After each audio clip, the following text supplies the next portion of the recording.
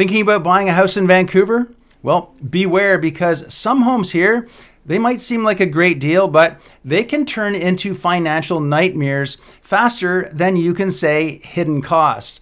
Now, there are some types of houses and properties that you should never buy unless, of course, you're ready to pour money into endless repairs and deal with constant stress.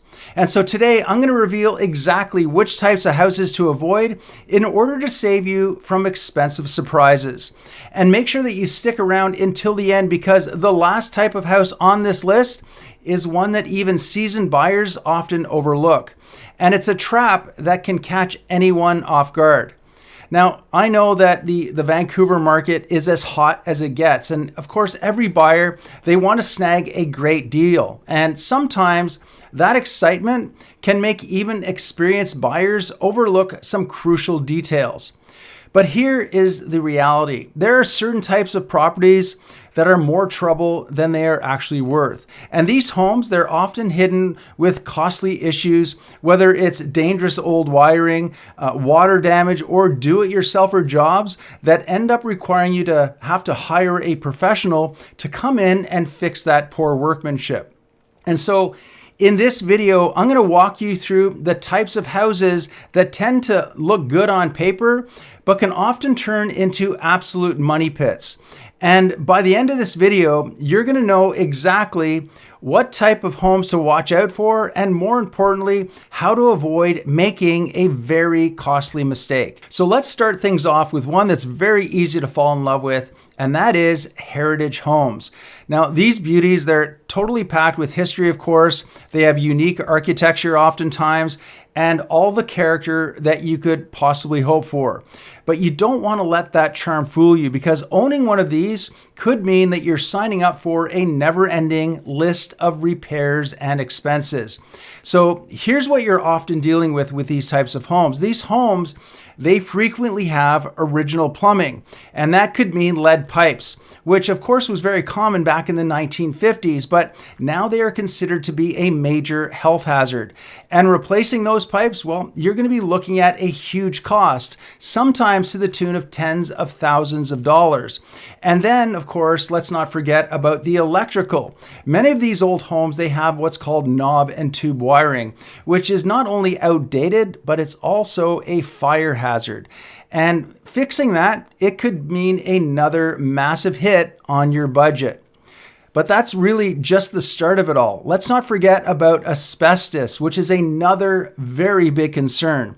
It can be in the walls, around the pipes, even in the floor tiles.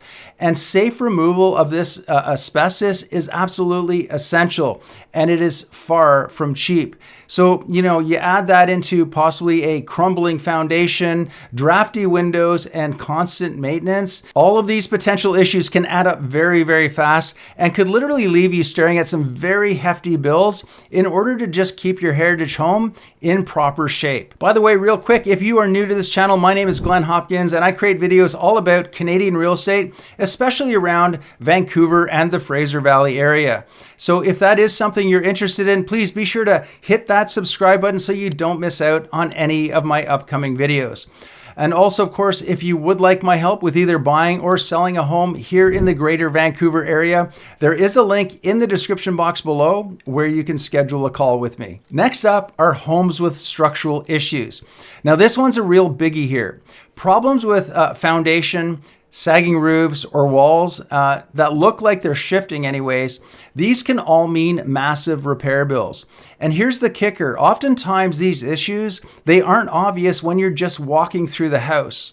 And so this is going to be where a pro home inspection is going to be worth its weight in gold. You're going to want to watch out for things like large cracks in the foundation, sloping floors, or windows or doors that are sticking, okay? These might seem like minor things, but they can be red flags for foundational issues. And if they're left unchecked, you could be looking at a full foundation replacement, which could easily run you tens of thousands of dollars.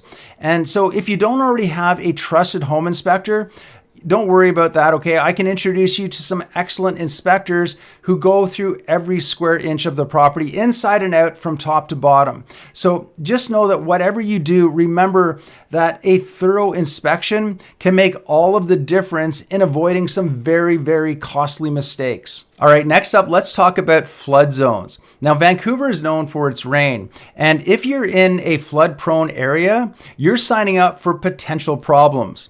Flooding can cause major damage to your home's foundation. It can lead to mold issues, and of course, it can spike your insurance premiums.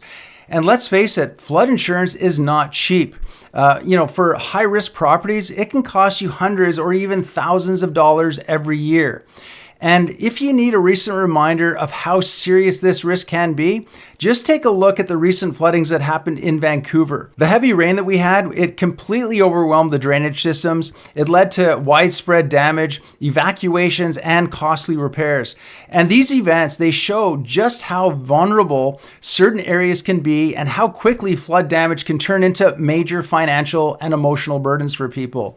So here's what you need to do. Before making an offer, check out Vancouver's floodplain maps, and you can find these online, and they show exactly which areas are at risk. And remember, it's not just about the storms that cause flooding. Heavy rain, melting snow, and even rising water tables can lead to all of this type of trouble as well. So you definitely want to check out those maps before you commit to buying a new home. Okay, now this next one, it's a little bit of a wild card, but you want to look out for homes with poor workmanship. Now, this can happen, of course, in any type of house, whether it's new or old, and it can be especially tricky to spot.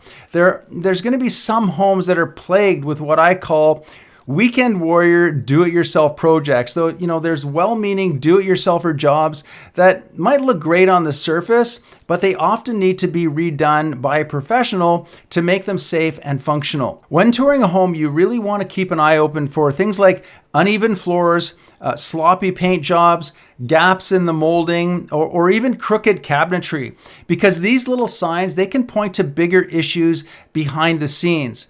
And so think about it. I mean, if they haven't or didn't put the time and care into those basics, what does it say about the work that you can't actually see, the things behind the wall? And here's a real quick tip also. You want to bring a marble with you when you view these homes.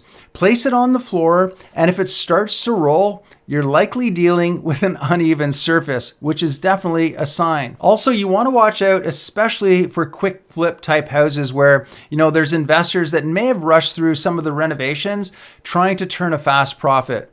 There are some of those flips out there that focus more on the cosmetic fixes than on the solid, lasting, constructional type fixes. So you definitely want to keep a close eye on those details, because catching poor workmanship up front, it can save you a lot of headaches and repair bills down the road. And number 5 are houses in noisy and less desirable locations. Yes, location, location, location. You've heard it before, and it's definitely something that's worth repeating, because even a fantastic home can lose its shine if it's in a poor location. So think about homes near train tracks or, busy highways or industrial zones. They can really struggle to hold their value. And a hard to sell house or hard to sell location can turn into a big headache down the line.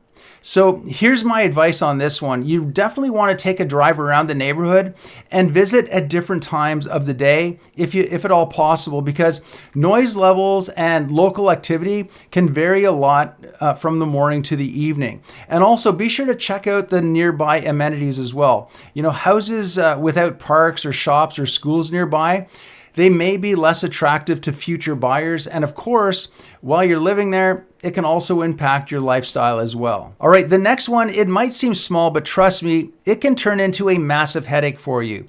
And that is unpermitted work. Unpermitted work is much more common than you might think. And some homers, what they'll do is skip permits to avoid taxes or to sidestep inspections.